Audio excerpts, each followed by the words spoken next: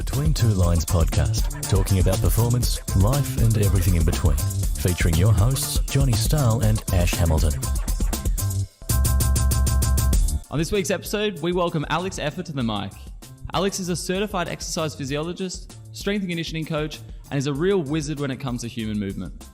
More importantly to us though, Alex is an absolute legend of a man and is a lovely human to chat to about all aspects of life. Offline, we're actually busy talking about the stock market and travel, which just highlights the well-rounded nature of this man. In this episode, we take a deep dive into particular movements and movement limitations among humans. And as much as it's quite intense, it's an absolute banger of an episode, and I have no doubt you'll all enjoy it. So, here we go. Let's tuck into it. Thanks for joining us, Alex. How are you, mate? Everything's good, man. Appreciate it. Appreciate you guys having me on. It's a cold Canadian winter, so we're just trying to move past it. But yeah, everything's great. How about you guys? I'm brilliant. How about you, Ash? Yeah, I'm good. The sun's looks like the weather's actually going to be good today, so keen to get out to the beach. I was just saying before we got on, Ash is all tanned. So jealous. I love the fact that we're between us, we're almost a day apart between Berlin, Toronto, and Melbourne. So I love that we've covered that and managed to make it work still. So appreciate both of you for that. How about you just give us a little bit of a background about you? What sort of, I guess you've been on a lot of podcasts, so a lot of people probably know about your path and that sort of stuff. And maybe something a little like, I guess, the alternate route, or how you got into what you did, what sort of actually drove you more internally. So less maybe from a university perspective or an educational perspective, but more like what were your intrinsic drivers, your passions to lead you to where you are today, obviously being massively into education and guiding other coaches and therapists? Yeah, so that's a great question. I think, when I was going through the university route, I actually did want to be a physiotherapist, and not there's anything wrong with it or anything like that, but I was kind of, when I was going through the actual clinical route, I wasn't enjoying some of the stuff that I was learning, and maybe that was just the places I was going to, but it just seemed very much like a cookie cutter approach where this person had a rotator cuff injury. Here's a set of exercises, just no assessment being done. It's like, here's a laser, let's do an ultrasound, and let's just do some banded rotator cuff stuff. And for me, coming from a sports background, I was playing competitive hockey. I played rugby in high school. Growing up, I played really every sport. It just made no sense to me, and it just wasn't as challenging as I wanted it to be. I've always been somebody who wants to seek out answers and understand complexities and try to break it down to more simpler parts. To me, the way that they were doing it, it didn't seem like there was a lot of thinking or a lot of complexity. And so I was really kind of pushed away from that. And then, as any other kid going through university or college or anything like that, I wanted to work with professional athletes. Because I played competitive sports, it's like, all right, I want to go to the NHL, like the hockey, National Hockey League. I want to get into to work with the Leafs, which is the local team. But, what I started to figure out is that it's a lot more difficult to get into that position. You really have to know people. Yeah.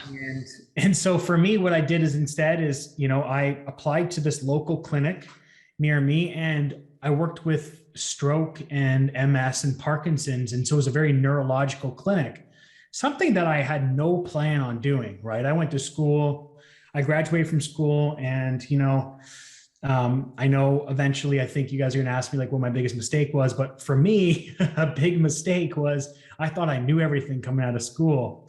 And working with that population, I realized I knew nothing, because everything that I would use from a sports performance standpoint or from a higher level exercise standpoint, that's out the window, right? Because I'm working with people who have no neurological control of their joints or of their extremities. And so I really had to rethink my process. And, from there, I was also working with sports performance gym. So half my day was going towards a neurological clinic. The other half the day was going towards a sports gym clinic or sports gym.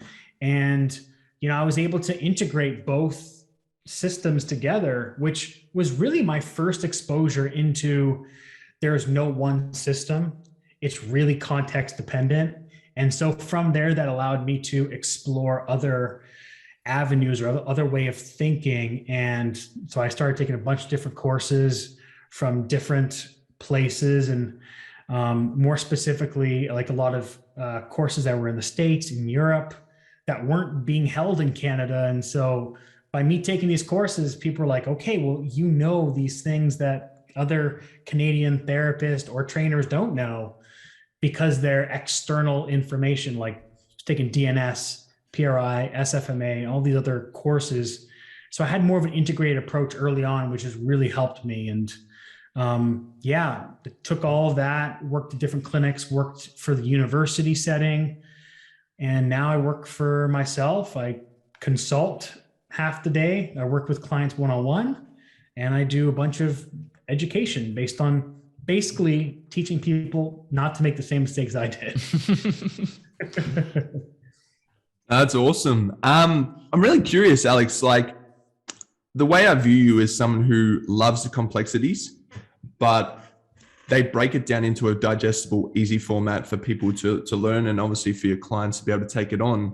Mm-hmm. And you talked about obviously making a lot of mistakes when you went into like the neurological, I guess, field. Was there something that's happened? Because I feel like there's a common theme between people that really search to understand. Because I think there's people that obviously love upskilling and want to learn and stuff like that. But I think there's another type of people that really want to get focal and understand the whys and everything like that. And I've found that for myself included, it's usually someone who's gone through, you know, some health stuff or maybe some complex presentations themselves, and other people weren't able to figure them out. And you really had to kind of search, being like, how do all these systems kind of come together to figure this problem out? Was there something in particular that kind of drove you to really want to see how all these systems interrelate, and kind of really get focused on sometimes the minors? Because while I don't believe majoring in the minors is always needed, mm-hmm. I think that there comes a time when there's certain presentations where you need to understand those minors to then be able to step back out and help that individual. So was there something that kind of really drove you and really sparked that interest to really understand those details? Well, I think from a young age, I've always been somebody who wants to question things, and probably to a fault. I was the kid who, you know, if you told me to do something, I'd ask why, right? Not just to be, you know, a pain in the ass or anything like that, but because I was curious. I wish I had more of that earlier though. Yeah. To be honest. Yeah. Well, I really don't know what it stemmed from. I think it was just, you know, I think part of me was probably trying to be a pain in the ass, and the other part of me was curious, like, why do I have to do this, right? And, you know, I think to answer your question, I worked at a clinic where all the people that I was seeing had seen 4 or 5 different clinicians or trainers. And so it was my job really to provide a different viewpoint. Really what I would do is, if they'd seen 4 or 5 different people, I would ask them, what are the things that they've told you? What are the things you've already done? That way I can clear out all the stuff that they've done. I don't have to redo anything. And so for me, being in that environment allowed me to, you know, these clients were obviously more complex. They were persistent pain, or they had recurring injuries. And so for me, I had to think outside the box, because it was my job essentially to understand why they were feeling this, because a lot of these people were going after the symptoms and, you know, chasing pain. And when they would overcome one issue, it was like, you know, plugging one hole of the boat and the other part starts to leak, right? So it was because of this environment, I really had to think outside the box. I had to research into different ways of thinking, different systems. And, you know, early on also, I reached out to a lot of people that were in the field already. So I guess mentors, you can call them, or indirect mentors, just by listening to podcasts, who were thinking outside the box already. And because of my search for understanding complexity, and wanting to challenge myself. Otherwise, I'd be kind of bored. I really wanted to understand how they thought the way they did, because the way that they thought was more like looking at a body as a puzzle piece, right? Understanding how each of these pieces fit together in order to make this picture. And so the way that I always look at it is that you've got, if you're building a puzzle, for example, you're looking at the picture on the box. That's the ideal representation of what you should be achieving. I am given a body that has a bunch of pieces all over the place. I've got to put it together. So for me, each system of thinking or different parts of my perspective equal to one of those pieces. And so I would make tons of mistakes doing this, for sure, because the reality is you learn the information and then you have to logically apply it to the context you're in. And a lot of people, which you've probably seen, a lot of people do not fit any model, right? They always, disrupt, or they always are the exception to the model. And then, and then the person's answer, like the system that presents it to you, their answer is, oh, you probably didn't do it right. It's like, no, trust me. Like, this person has had a stroke. They cannot feel their left leg. There's no chance getting them on their left side, right? So it just, a lot of my failures, I guess, led me to understanding these things. And because these people were in, some complex situations in terms of like their body presentation, which deceived even a lot of doctors, didn't know what the heck was going on. I really had to research what the condition was that they came in with. What is the current, like in research, like what is the current protocols that they used? And if you look at the protocols, they're really like old school, like for example, your knee, it's like a terminal knee extension. It's like, all right, well, yeah, that's a very local way of thinking. So I guess, to answer your question, is from the complexities of the people that I was working with at the time that allowed me doing it. And the mixture of, hey, I'm working at a clinic part-time. The other half of the time, I'm working with professional athletes who I can't get them to breathe on their back, doing a breathing drill. How do I modify their squat in order to achieve the same results as potentially somebody I'm trying to get airflow into their back for somebody who's, pain-ridden or bed-ridden, right? So how can I manipulate the different environments using the same principles? And so, yeah, I think a mixture between environment, mentors over the years, and combining different courses. But the way of thinking that I guess I'm doing by thinking of it this way is a lot more tiring, I guess you could say, because it's a lot more conscious.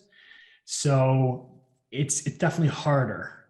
But if you understand how systems work, you'll understand how the body works, because it's just an integration of systems.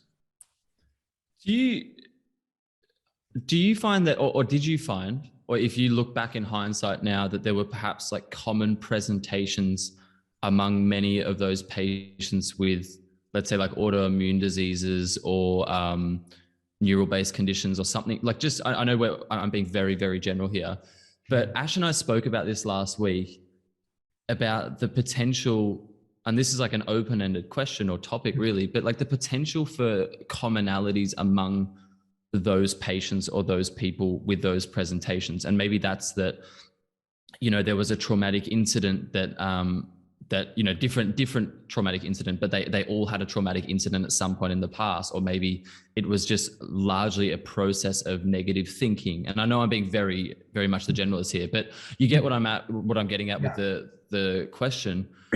Have you thought in detail about that retrospectively, and or was there anything that you could could you draw commonalities among that? Yeah, I think with anybody that I work with, I try to identify patterns, right? It's like, okay, well, this person is producing less internal rotation of their right hip. What does this mean? And then you see it pop up with other people, like, okay, reduction in internal rotation. Okay, what exercise could potentially lead to this? And it almost becomes algorithmic in a way, which, a very flexible algorithm, nothing rigid where it's like, okay, if there's internal rotation here, we definitely got to do this exercise. It's not like that at all. From an autoimmune perspective, one thing that I really focused on was the nervous system and understanding how I could get a nervous system response. So for example, one thing that I would always do is I would always ask them, what do they feel? Like if they're standing, for example, where do you feel the pressure on your feet? And it's crazy. The majority of them had to look down at their feet because they had no reference of their feet on the ground. They didn't understand where they were in space. So what I found is that anytime I was trying to get them to do exercises where I say, okay, I want you to press your heel here, I want you to press your back, they could not do it. There was just no neurological connection, no neurological awareness. Because an autoimmune disorder is a threat to the system, right? Pain is a perception of threat, whether that is actually happening or there's a psychological aspect to it where we think something is happening. And so what I had to do was, my intention was always to try to bring them consciously to focus on one specific area. Whether you're talking about colitis, you're talking about some type of thyroid issue, you're talking about, Crohn's, all these different type 2 diabetes, type 1 diabetes, all these different areas, they're all a threat to the system. And so we have to rewire that by trying to regulate another system in order to take on the job that system is not doing. So for example, it's like, hey, the ankle is not dorsiflexion. Okay, well, the knee is going to try to have to make up that loss of range of motion. And that's where we start to get knee issues. Very simple way of thinking of it. And it's definitely more complex. But what I would say is that the loss of neurological connection with different parts of their body, that is something that I have found. And what that then presents as is reduction in range of motion, because range of motion is just a representation of your brain's ability to stabilize the system or your brain's ability to control the body. And so I always looked at it from the lens of, when I'm measuring this range of motion, I'm measuring the nervous system. How can I change this joint position to regulate the nervous system so that it can actually feel safe? Does that make sense? Yeah, absolutely. That's super insightful, because it bypasses it bypasses virtually every sports science or physical therapy degree of any of that sort, I would say, in terms of what range of motion is, what mobility is, what's stability, flexibility is. It just bypasses all that. It says, like, it just throws it out the window. But it makes total sense when you have the practical experience, because we all see it. You're 100% right. Like the common thought process for like measuring range of motion is it's orthopedic, right? And everybody, whenever you learn assessment, they say orthopedic assessment, and what they mean is joint range of motion. And I think the best thing you can do is, depending on the person you're working with, for example, you're working with a neurological client, you're working with an athlete, you're working with somebody in pain, or you work with somebody who just wants to move better, you have to interpret the range of motion differently. From a neurological perspective, you got to think, okay, this nervous system is jacked up. It does not want to produce external rotation because the pelvis is so far forward, because they're so sympathetically driven, they don't have the ability to produce external rotation. So they have to lock up certain degrees of motion to stabilize that part of the body because they can't control it. From a sports performance standpoint, this person is producing so much force into the ground that in order to overcome the amount of force going to the ground, they have to shift their center of gravity forward to put even more force in the ground. And that's how they get stronger or measurably stronger. It's not because they're efficiently stronger. It's because they've been asked to put a bar on their back and squat 330 pounds or whatever, so that they can get a 1 rep max that measures their relative strength, versus saying, hey, you are not actually that strong. You're probably actually a 250 pound back squat strong. You just arched your back to shift your center of mass forward so that your pelvis is now over your feet, which then allows you to put more force into the ground, because that's really where we pronate, kind of where the shoelaces are. And now I can produce more force. But guess what? Eventually, that's going to catch up with you. Something potentially could happen. Or if you're a basketball player who needs to laterally cut or change directions, well, that lack of internal rotation is going to lead to something pretty ominous eventually, or you cannot get into that lateral cut because that requires your pelvis to be in a certain position. And then lastly, persistent pain. It's like, hey, your back's hurting. Well, guess what? You've got no hip internal rotation. What does that mean? Your back is your internal rotation. Right? So we have to restore the range of motion. So I think it's the way of viewing the range of motion or your assessment that is going to lead to the thought process of what exercise you're going to use to overcome it. Like sports performance, I may use a lunge.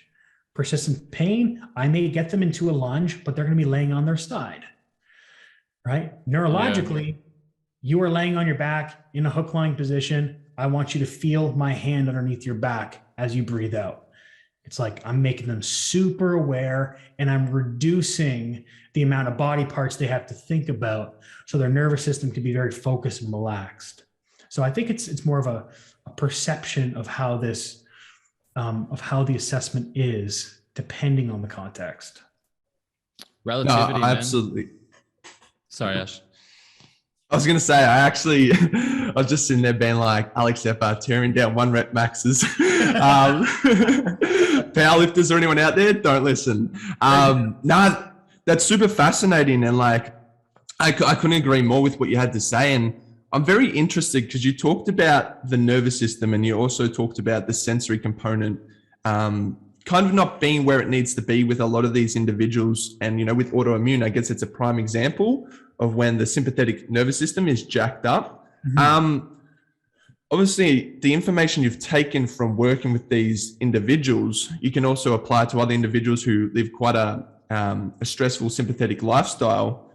What variable have you found is crucial in terms of making these changes that you do, whether it's on the gym floor or whether it's online, to kind of stick? Because I know that one thing that I found early on was you'd make a change and then they go back to their very, you know, sympathetic stress lifestyle. And some of these changes wouldn't necessarily stick or kind of maintain.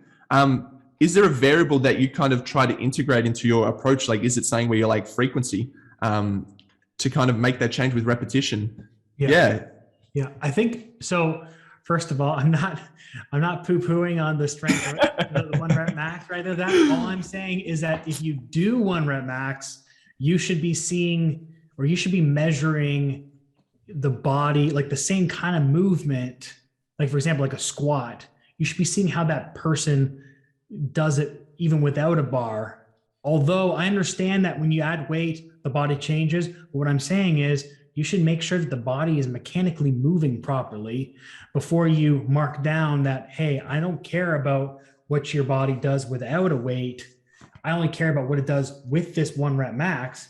And like you're then getting a mismatch of information. It's like the bar is a constraint. So what I have to do is I have to push against the bar so I don't break, right? So it's just a measure of how much force am I resisting against this bar versus am I mechanically moving well?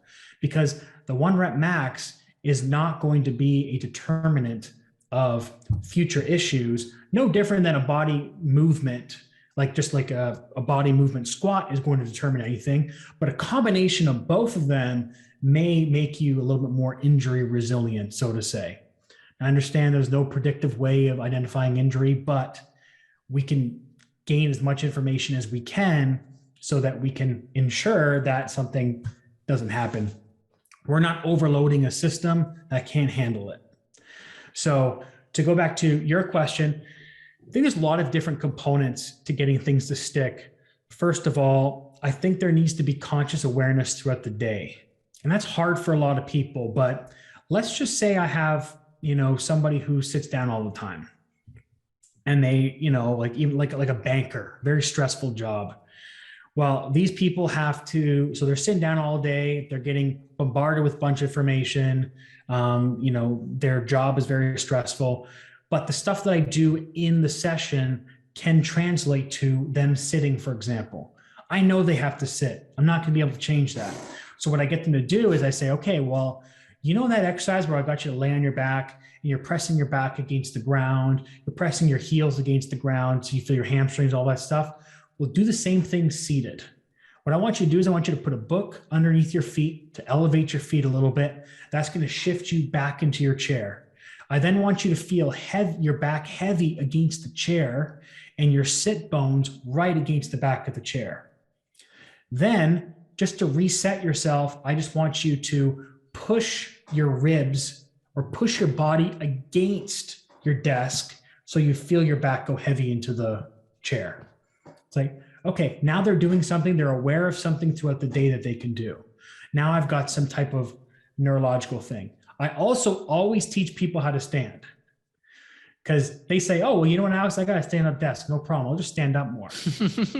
Like, wow. So true.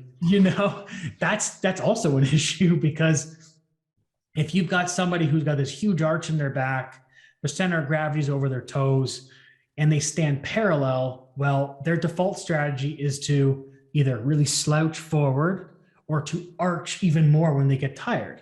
So I teach them how to stagger their stance when they're standing. And then again, if they've got a standing desk that's adjustable, I teach them where they should put where they should put the hands on the desk, and relative to, it shouldn't be up here, but it should be low, as if you're reaching low all the time, because that's going to reinforce the exercise of them laying on their back, reaching low, that I get them to do. So there's a transferability into their daily lives that could be contributing to this change in their body or whatever it is. The other thing to do is to keep it as minimal exercise as possible. If there's somebody who has no awareness of their body, I'm keeping them to do 1 or 2 exercises.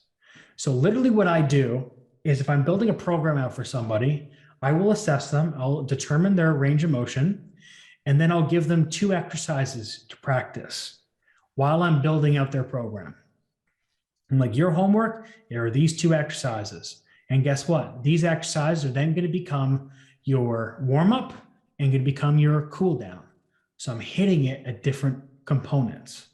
Then I'm saying, so let's say, for example, it is a hook lying position. So they're laying on their back, their knees bent. So it looks like they're in a glute bridge.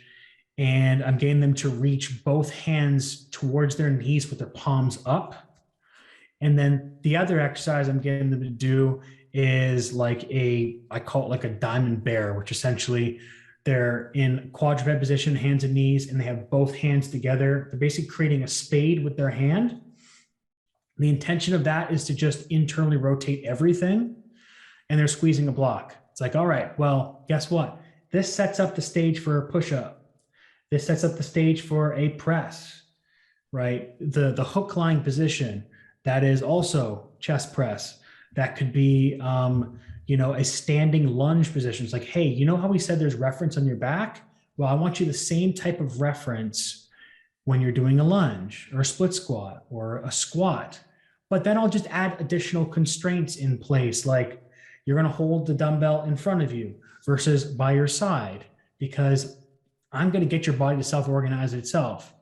So I think for me, it's using the assessment to determine what exercise I'm going to give them, and then basically using those exercises and manipulating them in so many different ways that it looks like a strength training routine, but it's still reinforcing the same habits they do.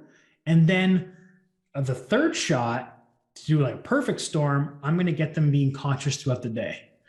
And literally, so what happened to me one time is I teach them also how to stand too. So like I said, I get them to breathe out all the air so the ribs come down. And then I say, okay, keeping your ribs there, I want you to stand up as tall as you can. And what that does is that allows them to exhale without hunching over, but they can stand up straight. so they feel that their posture is there instead of chest up, ribs back. So I was driving down the street and I saw my client standing on the edge of the street, about to cross the sidewalk. He's like, And he's just like, and so what I get him to do, because for him, breathing out all the air, I just couldn't get this. So I got him to just like exhale really quickly, like he got punched in the stomach. So like a, right? And so it tenses his abs really quickly and then get tall. And so I saw him just like, he had a briefcase in one hand, and he took both hands, put them on his ribs, and then just did a, and then stand up tall like that, and then walk down the street. It was the funniest thing. you saw it live? No, I saw it live. And so, and then I called him right after. I'm just like, I love the posture check. But like stuff like that, right? It's just that constantly reinforces it throughout the day. So I think the 1 or 2 sets of 6 reps or something is not enough to rewire things. But if they're conscious throughout the day, it's going to help make it stick a little bit. So that's a difficult one though, because like I agree totally with what you're saying about consciousness throughout the day. But then when it comes to so that's more with static positions, right? Because when it comes to active things like gait, as soon as you try to start consciously walking and in a certain way, the opposite happens, right? Exactly. So I 100%. So I cue them how to walk too. Like my first session with people is, okay, I've assessed you. Here's a couple exercises to work on. This is how you stand. This is how you sit. This is how you walk, right? So that I get every component. Yeah. The way that I get them to walk, again, we give them too many cues, it's a no-go. I try to give them 2, right? I try to give them 2 cues, and the rest is a constraint. So for example, like I said, when they're sitting down, put a book underneath your feet, right? Then what I want you to do is I want you to push yourself back in your chair. Then I want you to get tall. Those are the 2 cues, right? 2 cues. When they're walking, they've always been taught, just like chest back or shoulders back, chest up. They've always been taught, hey, you want to hit the ground with your heel. So what they'll do is they'll walk, they'll hit their heel, but what's happening is their leg goes in front of them. So they hyperextend their knee. And then every time they're walking, it's like they're breaking themselves going forward. So what I get them to do, instead of them thinking about their heel, I just say, lead with your knee. So I don't want you to march your knee up. I want you to punch your knee forward. And what that's going to do is by flexing the knee or punching the knee forward, that's going to posterior tilt the pelvis. So now your foot lands just slightly in front of you, but still underneath your body, and you'll automatically hit heel to toe. And every time they do it right, they feel their glutes and hamstrings pushing them forward versus an aggressive knee hyperextension. So I'll cue them, punch the knee forward. Then what I want you to do is when you're walking, I want you to swing your arms enough that you can see your hand in the side of your eye. And it's not that far. It's not a lot. It's just basically in front of their body slightly. It's not like they're a soldier marching, but it's just, hey, I want you to swing your arms as you're walking so that you can see your hand. And what the arm swing does is that allows them to create momentum to shift one side of their body back and shift the other side forward, and to drive rotation. So now I'm getting this dissociation between their head, thorax, pelvis, and their foot is hitting the right position. It's hitting underneath them so that they don't hyperextend their knee. And then when they break themselves, their pelvis just falls over, and then they complain about not having enough ankle flexion. It's because the pelvis goes shooting way far in front of you. So you're exactly right. So I'll teach them, how do you sit? How do you stand? How do you walk? And then here's the 2 exercises. I'll build you your program later.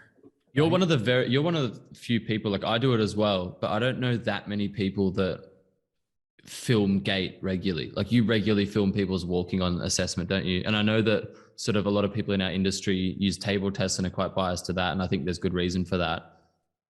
In a nutshell, what are the main benefits you get out of filming gait? Because I find it awesome. And like before, I get people to send me gait before we start even. Yeah. So I'll get everybody to send me video of their gait. I'll get them to send me, actually getting them to send me a video of their gait is something that I've recently added. Okay. I would say maybe in the past like few months or something. Do you get really bad gait videos? Because I just get the angles, everything's terrible. Like half a second frame.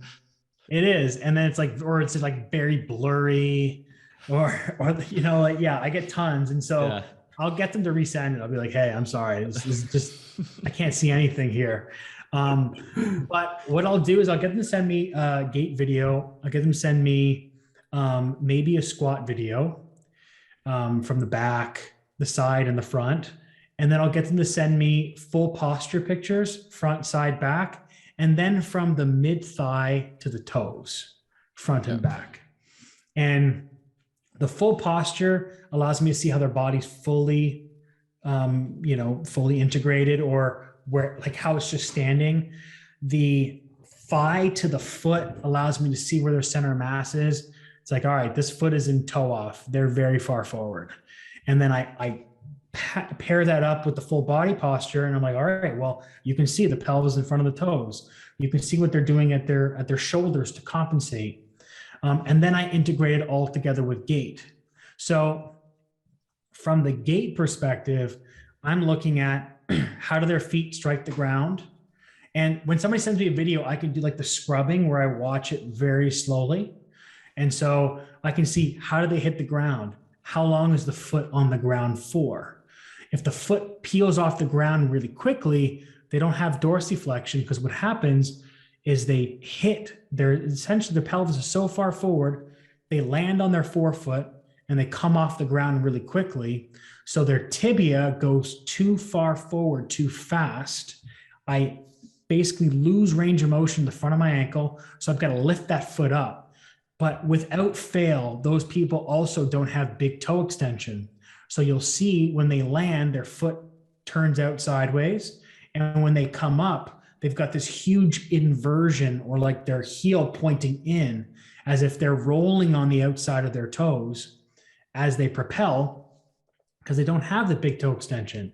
So really what they're doing is they're doing more of like a lateral step onto the other foot. And yeah, exactly. So it's like a lateral lunge, right? So they won't be able to crawl off their big toe. So then they have to land on the other side. So now their pelvis dumps and just drops onto that side. So that foot turns out to the side as well. And then what you've got is you've got a pelvis that is side to side or teeter-tottering side to side. And so you see the hip hiking going, right? So I look at, again, like their feet. I look at how their foot strikes. I look at their foot position. I look at how long the foot's on the ground. Then I go up top. I look at their pelvis. What's their pelvis motion looking like? Is it coming from their TL junction, which you'll get with some people, is that it's coming from up top because their pelvis can't move. So it just moves as a block. And so now you see the side bending happening more in the lower part of the rib cage. So then for me, it's just like, all right, well, they're squeezed front to back in their pelvis. They're using their TL junction as their hip extension. So now I know if that space is closed, they do not have 9 degrees of shoulder flexion. Then I'll look at how their torso rotates, how their arms swinging. Is one side constantly going forward as the other side comes back a lot? How do the creases in the shirt, and you'll see like the waves of their shirt. Dead giveaway, isn't it? It is. It's like, all right, well, every time the right foot strikes, I see all the waves going down to the right hip. But when the left foot strikes, I don't see anything. I see those right side of the hip creases still. So this person's staying on that right side as they strike, which means this right arm is not flexing forward. It is extending as the left arm is flexing forward, right? And so now I know they do not have thoracic rotation. I have an idea of what their shoulder flexion is going to be like. I have an idea of what their cervical rotation is going to look like, what their hip range of motion, what their ankle mobility is, what their knee flexion is, right? So you can look at all these different components and gain a big picture. But for me, I don't want to make assumptions, because I think that's the thing that I made a mistake early on in my career as well, is I was looking for things, like I taken certain systems that said, hey, everyone is turning a pelvis to the right. They will all have this kind of a range of motion of the hip. And I was like, all right, well, let me test the right hip adduction. All right, right hip adduction is good. They can touch the table. They're definitely in this posture. So I'm just going to follow this algorithm and we're good. I don't need anything else. And so I was just trying to, I was the hammer and I saw everyone else as the nail. Like, I'm just going to do one strategy all the time. And, for me now, it's like, I don't care if this is what I'm seeing in their posture or their gait. I'm still going to assess the other things. But if I have a time constraint where, hey, this person showed up 20 minutes late, right? I've only got 40 minutes to work with this person. All right, well, I'm going to just go after 2 measurements on the table, 1 measurement standing, and I've got all this previous information from the posture, gait, that I can make some decisions already. You know what I mean? So yeah, I think gait is a hugely underappreciated measurement, because it's what people are doing all day. Right? Yeah. That's why I decided to ask. I didn't really want to ask anything assessment related, but since we kind of half got onto the topic just of that specific subcategory, I just realized that not many people do it. And one of my mentors in Australia introduced me to it probably a year ago. And I just wouldn't go without it now, because it just tells me so much. Organically, it's an active posture is what I tell them. And 100%. Yeah. I do that with running too.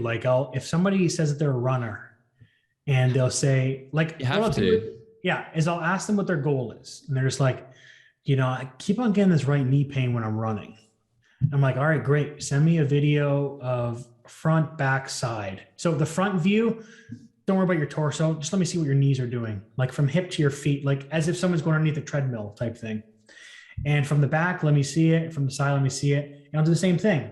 I'll just scrub it, and I'll trim pictures or videos of the certain things I'm looking at and showing them. I think there's another thing to answer your question too, Ash, what we asked me before is, how do I get to stick? I try to make them as aware as possible of the things that I'm seeing too, and why I'm doing things, so they understand even when they're walking. It's like, look, I'm seeing that your left foot is on the ground a lot longer than your right foot. That means, your right foot's on the ground a lot longer than your left foot. That means you don't have any hip extension on the left side, which means you're using your back all the time. That also means you're always going on that right leg. So what we're going to do is, let's get you off the right leg by giving you an exercise that pushes you to the left. Then let's give you an exercise to keep you heavy on that left side. That's why I give you a split squat, a rear foot elevated split squat on the right, where I'm getting you to hold it on your right hand. So I push you off that right side. And so I think awareness of that as well provides them with some understanding of why we're doing things. And I always, at the beginning of the session, for 10, 15 minutes, I show them exactly the things that I'm looking at, so that the time they spent sending me these pictures and videos was useful. Like, it actually helped with their treatment. So they're like, so anytime I ask them, hey, I need you to send me this, they're more than willing, because there's a reason behind it. So I think it's buy-in is how it also, because if we're just manipulating the nervous system has to understand what we're doing. And it has to understand, what the exercises are going to do to change the pattern that it is presenting with. Strategy, pattern, posture, whatever you want to call it, that's what we're looking at. And movement is just a dynamic pattern. That's all it is. And we're just trying to manipulate it by providing an exercise that gives a different pattern, so that we can say, hey, this is the pattern that I actually want you to use. Because the pattern that you're using is just one pattern. If you were to, if you're playing soccer or football, if I need you to do a lateral cut, every time you do a lateral cut, it's a different movement. I need to expose you into a position that allows that to happen. Doesn't mean I need to train 1,000 different variations of lateral cut. That's not what your brain, that's not how your brain processes information. It needs to understand the central premise or the principle of how to manage the force. What position is my foot? Shin, knee, hip, torso. And then when it's in a similar position, it will reproduce that pattern. Our brain thinks in patterns, doesn't think in individual aspects because it's too much information. I'm just sitting here being like, I love this. I love how everything you've said today, it's just reinforcing that pattern, whether it's from the start with the intake process to the exercise and the assessment to kind of like how you take these, I guess, main things you want to work on and you just kind of disguise them throughout the program, but it has that same underlying, principle of what you want to change. And I love how you also kind of address those outside the session things, like, with the sitting and the standing. And there was one thing I wanted to ask you about kind of like feet. And I'm curious to kind of see, because I personally think obviously there's a lot of things to consider when it comes to the foot. Obviously, you've got, where are they in space? Like, is there center mass forward, which is obviously going to change how the foot articulates with the ground. But then you also got to look at, I guess, a focal strategy, which is like, can that foot actually move? And that obviously is going to be potentially influenced from up above as well. Yeah. When it comes to kind of like making changes at the foot, obviously, I'm going to assume that you're going to make changes above, which is going to probably impact the center of mass. And you're probably going to try and get the foot moving so the bones can articulate to take the muscles through a full range of motion. How do you kind of go about, is this where you kind of reinforce, I guess, the walking strategy to kind of, I remember Bill Hartman first talking about was like interference. And for me, in my head, I'm like, all right, say someone does 10,000 steps. That's potentially a lot of interference to the changes that you're going to try and make at the feet. Yeah. And I'm wondering whether you look at maybe shoe wear or what kind of like strategies maybe do you implement that walking strategy when you are trying to make that, I guess, changes at the foot? Because I've noticed that depending on the person and the interventions you provide, again, it can be short lasting because of all this interference. Yeah. Yeah. I don't cue gait too much. Like the way that I cue gait, as I mentioned before, like the arm swing and the knee, that's about it. Because what my thought process is that your body should be self-organizing every time it strikes the ground. And what I'm going to do is I'm going to put the body in a position that allows for gait to be more effective. So basically, I use the assessments to determine what's going on. I don't use the assessments as exercises. Yep. Right. Yep. So from the foot perspective, so what I'll do is because I look at the foot from the picture perspective, like I said, from an assessment, I have an idea of where they are in space. Is there calcaneus everted, inverted? How is that related to their tibia, like the proximal tibia? Is their proximal tibia externally rotated, internally rotated? What's the big toe doing? Is the big toe have a little bunion on it? Is it hugging the second toe? If it's hugging the second toe or got a bunion, I know they cannot propel off that big toe.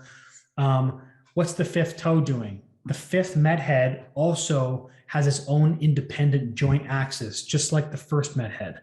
The other three toes, they move as a unit. So I think of these as like a paddle, like an anominate, right? Whereas like the other two, like the thumb and the pinky, well, we've got a hip and we've got a sacrum. Those move independent from the pelvis, right? So we start looking at the foot and we can make some associations as to what's happening at the pelvis just by that, right? We've got, a thumb that could be arguably considered a femur or a hip joint, right? So if it's adducted, which hugging towards that second toe, then I know that I've got a femur that's probably externally rotating. So then I know I don't have any internal rotation of the hip because I cannot extend the big toe. Can you maybe just explain why that equals an externally rotated femur? So when I take my toe and my big toe and I hug it towards that second toe, what that's going to do is there's muscles called your adductor pollicis, right?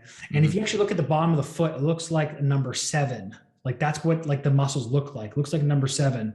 And what that muscle does is it'll pull the second toe towards pull the first toe towards the second toe. And then all the toes will eventually, if it keeps on going, they'll crumple up and create a very high arch.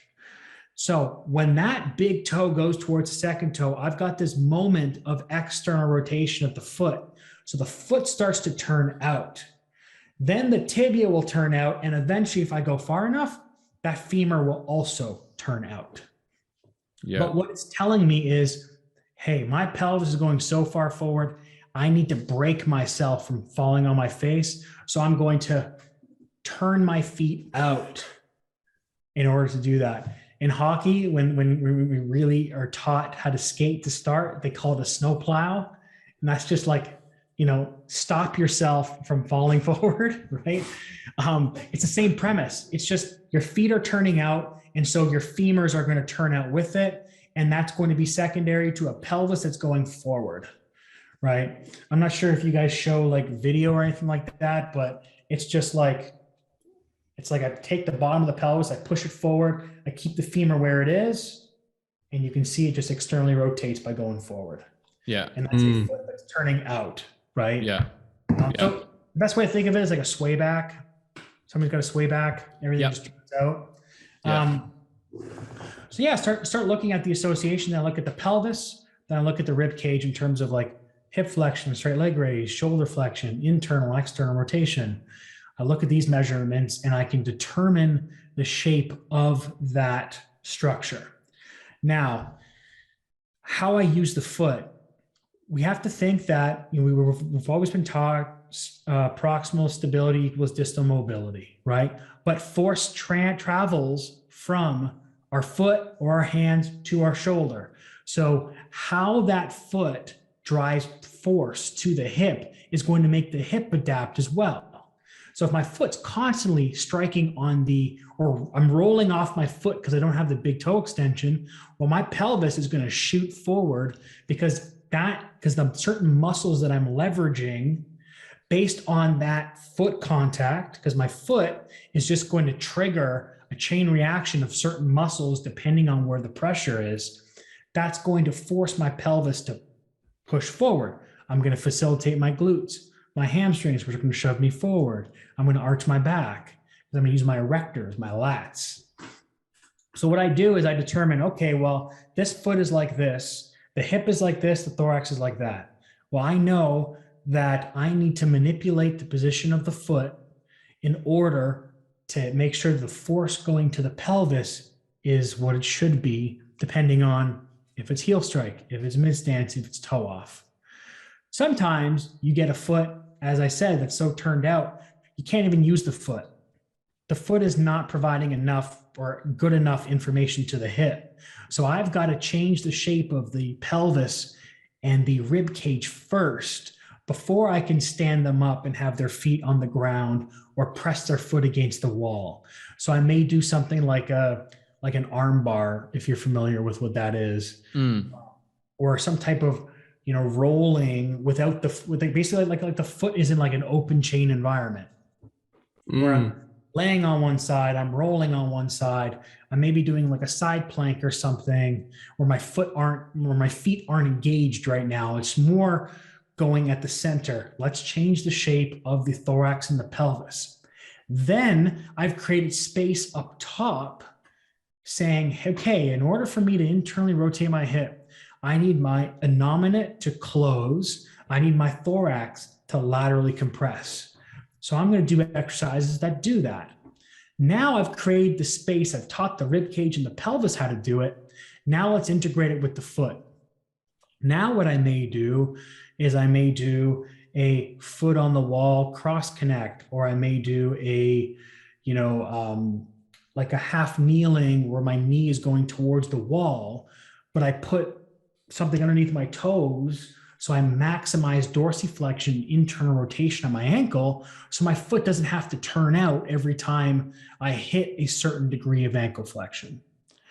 So by being in that 90 degrees of hip flexion, we know that muscles change their orientation or change their contraction to become more internal rotators at around like 60 to 90.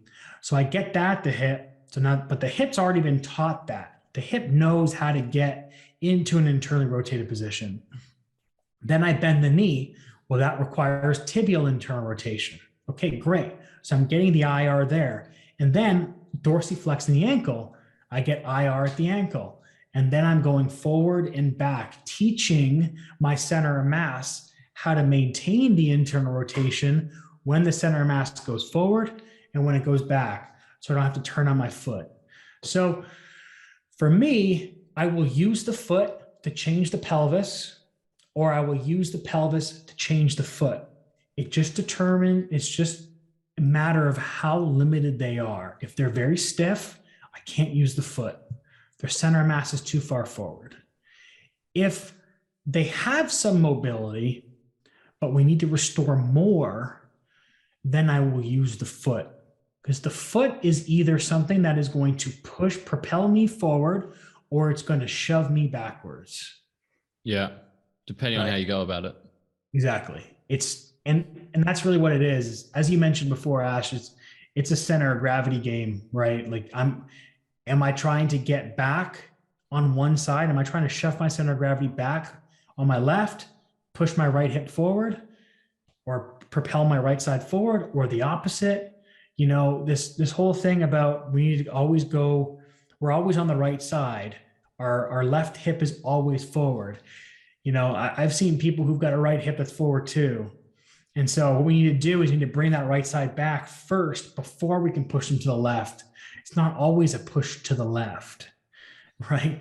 And yeah, that's a bias that I don't know if I can fully agree with. Like, I think when as you were saying, like for those that think like 100% of the population are set like that, I think it's dangerous territory, because again, you've already, whether you think that or not, you've already diagnosed or assessed before you've even looked at them. And I think that's really, a bit dangerous.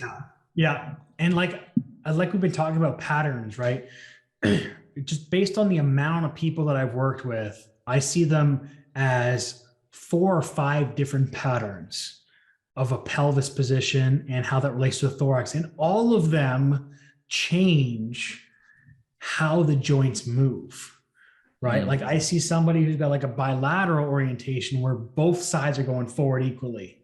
I see one where the left hip is going more forward compared to the right. I see another one where the left hip is hiked up and the right hip is more forward. So it's almost like a tuck under with the right hip. And then I see variations of all of those and how that relates to the torso. Because if my left hip is being shoved forward, I have to lean back somewhere. Where am I going to lean back? Onto the right side. Right. And conversely, I find that like you see shoulder injuries. I'm sure you guys both would have seen how much shoulder injuries influence something like that too. 100%. Like it was shoulder injuries with poor rehab. Yes. Where they're like, yeah. Like I had one guy was like, I was 18 and I just finished school and I wanted to go out with all my mates and like really smashed my humerus and I just wanted to get back out there with the boys. So I didn't do anything. I'm like, yeah, well, you're paying for it now, pal. So, exactly. Yeah. Oh yeah. They're just like, yeah, I've sprained my ankle before. And I'm like, oh, what'd you do for it? It's like, nothing. I just let it heal. It's like, okay, well, yeah, no wonder why you're feeling some stuff going on. Right. Yeah. But no, 100%. It's overuse or constantly driving one strategy, or because remember, like if you have an injury or you got some type of bone break, you've changed the constraint at that place. And so you may never get full range of motion in that area, or it's going to take a lot longer. But as you said, this will be the driving force. And a lot of times they won't feel in their shoulder. If it's been not rehabbed or not rehabbed well, if they've had it for a long time. That's why I always ask for an injury report or injury history. It's like, oh, you broke your collarbone when you were 18, you're 40 now, you got left hip pain. It's like, all right, well, let's take a look at how that right shoulder is moving. And, without fail, it's usually not moving very well. Oh, I've seen it so often. Often. Yeah. Yeah. I just want to ask you one last question about the foot, and then maybe we'll wrap up with something nice and fun and chilled. But just regarding like first met, so that first toe joint, and bunions or like the hallux valgus presentation, what do you see? Like that's obviously pretty common as far as like foot presentations, or let's say like foot issues goes. What have you seen from your experiences to be the most common reason for such a presentation? And I know it's not that simple, but we're talking again, commonalities or percentages. What's the most common thing you've seen? It's a center of gravity that's shifted forward, right? So if ever I see I think there's a few things. One, women who wear heels, they wear heels a lot, whether they're older and that they're later in life and they've worn heels all their life, or women who are currently working wearing heels to work or whatever. So the kind of footwear, I guess. I played hockey, so my foot's got a little bit of a bunion too. So because the skate is very rigid and they mold it so that the skate is actually a little bit smaller than your shoe. And so your toes get a little crumpled together. And because your ankle is locked in a boot, there's not a lot of dorsiflexion that's happening. You're kind of locked into one position. So what you have to do is you have to constantly push off of the inside part of the skate. And so you got bunions there. But to be honest, I would say the number one factor is if I'm seeing someone with bunions, that center of gravity is really far forward because it is the last thing to go. Bunions happen because I roll off of the inside part of my big toe in order to substitute for my lack of big toe extension. Yeah. So when I'm walking, I roll off of the inside and that gives me my big toe extension. Which is essentially what you were saying earlier. Exactly. Yeah. 100%. And so for that, it's like, all right, drive the center of gravity backwards and then see what clears up. If you've got a structural change at the actual first med head, it may be difficult to, if they need like surgery or something, it may be difficult to change that, but you can still help with the mobility of the foot because really what a bunion is you've got a first med head going one way and you've got the phalange joint or the big toe joint going another, and that creates a twist. And so if you understand that, what you can do is you can untwist the joint. Yeah. As if it's like a knee, because the big toe is like a knee, right? If you actually look at the joints, I mean, if you look at the bottom of the big toe, like, look at that. Yeah. Behind the knee, right? So you can determine, you can look at the big toe and be like, all right, I need to untwist the big toe a little bit, because what'll happen sometimes is with normal pronation, for example, you need a heel to go outwards, evert, and the forefoot is going to go with it, right? With someone who's got a bunion, it is a twist in the foot. You've got a calcaneus going the opposite way as the forefoot.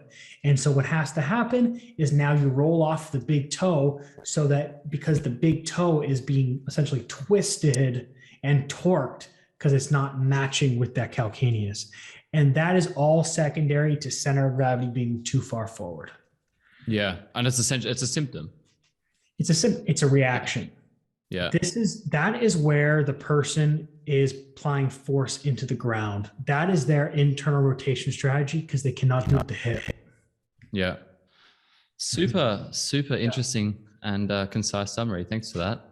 I don't know. How's Ash doing? I think his internet, he's a bit down on internet. Frozen. Well, last question. What are a couple of things on the bucket list? What are a couple of things that you haven't done that you're dying to do? I don't know if you've traveled much. Yeah. Like in general, business, life. Just life, man. We're humans at the end of the day. Business is just a part of it.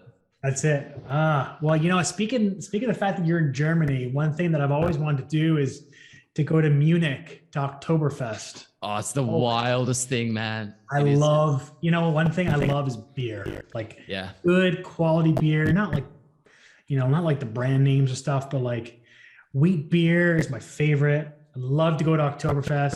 Me and my wife were talking about that because we're supposed to do some in-person courses. We're supposed to go to like Spain and a couple other courses, but like with COVID, who the heck knows when that's going to happen? So love to be able to travel to Europe in October, go to Oktoberfest. That's one thing I've always wanted to do is Oktoberfest. Another thing, honestly, is to go to Australia. I've always wanted to go to Australia. Check it out. Looks awesome. Met a lot of good Australians.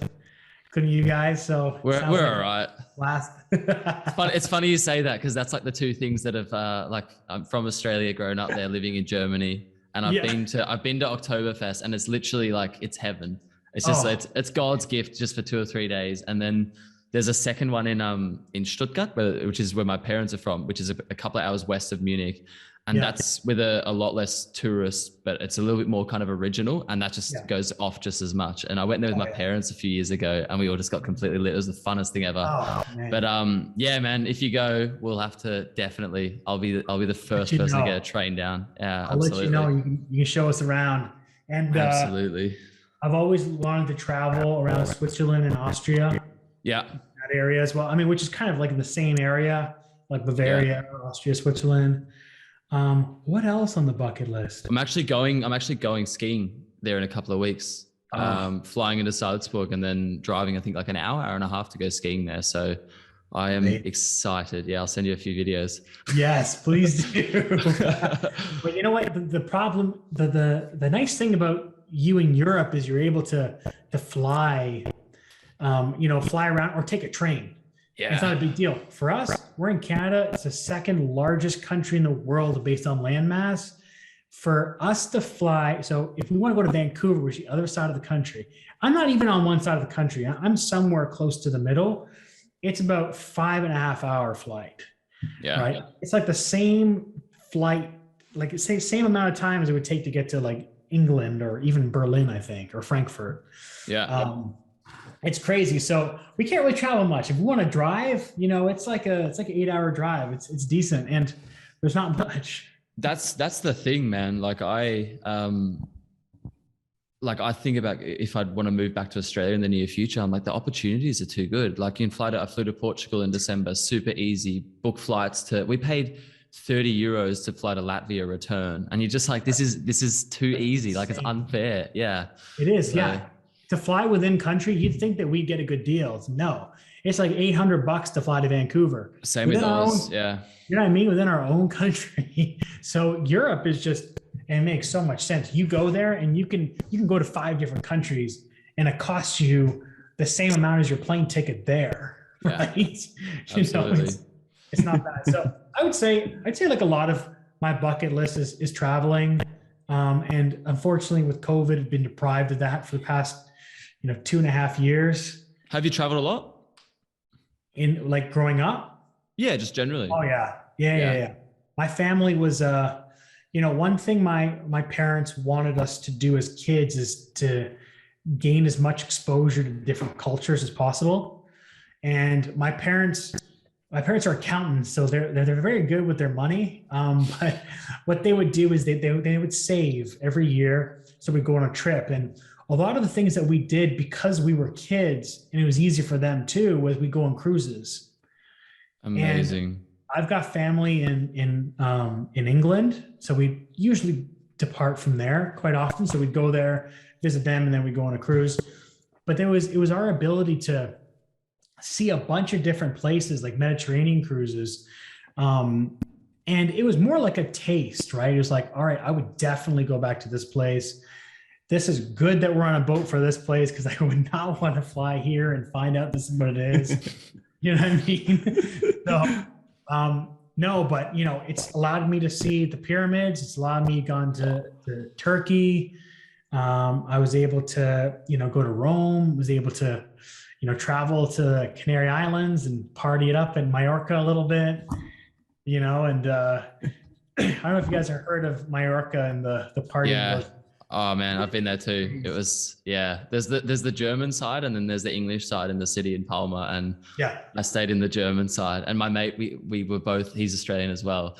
And we said, because Germans tend to like Australians, or at least so we thought back then when we were a bit more mature. Like when we're around Germans, we'll just speak with a really loud Australian accent. And when we're around Aussies, we'll just pretend we're German and speak German.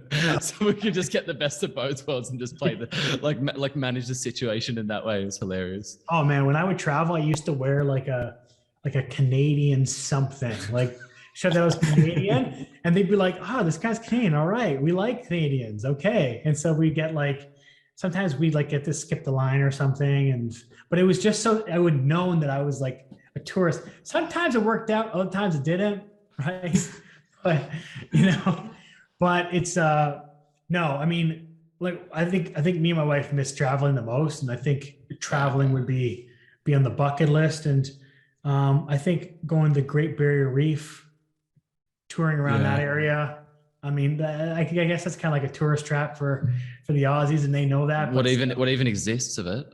Oh yeah, exactly. Yeah. Exactly. And then Hawaii would be the other one.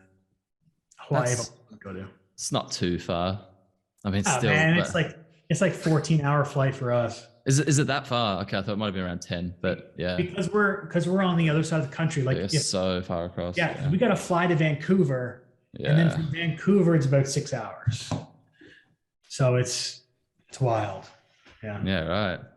Right. Where can we find you? Yeah. So primarily I'm on Instagram. My handle is at Alex, my first name, .Effer, my last name.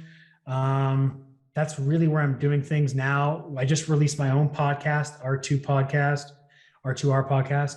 And other than that, I just run courses, talk about my principles, evolve mentorship, and coming out with a lower body program whenever this airs. Like right now it's coming out for next week. So first week of February. And just primarily on Instagram, hopefully to get on YouTube soon. Hell yeah. No TikTok? No TikTok, not yet. I don't understand it, man. I feel like, you know what? I look at TikTok and I feel so old, but I'm not that old.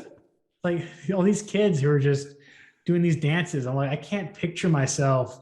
I move like a walking refrigerator. I don't think I can show as much grace as they do. I started fucking ticking and talking last week, but it's just like it's I don't know. I'm just basically transferring Insta content over, but I'm planning to try and pretend to be funny or something. That's just like I don't think I'm that funny. So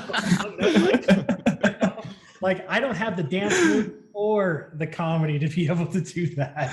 So I think it's I think eventually I probably will do TikTok. I'll probably just like, as you said, like transfer the information there, see what happens. But man, like as you said, I don't know how much time I can commit. Like I got to find time to be able to do that. It's a different beast, and understanding trends and keeping up with trends and music trends, all this other stuff. Right?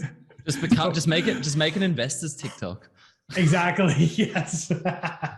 Exactly. Tell people how to invest stocks and understand business. Yeah. No, that'd be. Or even better, a wheat beer tasting one. I reckon that would be your forte. I reckon. Oh man, you know what? That's a good idea. I'm just gonna record myself with like some music in the background, just drinking beer. You have to get a massive froth. You have to get a massive froth mustache. It doesn't count. I'm just gonna do like the Gladiator, like thumbs up, thumbs down. You know what I mean? Goes viral. Oh, that's awesome, man. That's awesome. No, thanks heaps for coming on, Alex. It's always a pleasure hearing you speak, and I just can't get over the TikTok thing. Yeah. We should set up another half an hour and make a rule that we're not allowed to talk anything about the industry. We're only allowed to talk about beer, travel, and investing money. I like that. Talk about Bitcoin, talk about cannabis companies. I like it. The man. Have a great afternoon, brother. Yeah. Thanks, guys. Really appreciate it. Take care. Catch you, man. The Between Two Lines podcast, talking about performance, life, and everything in between. Featuring your hosts, Johnny Stahl and Ash Hamilton.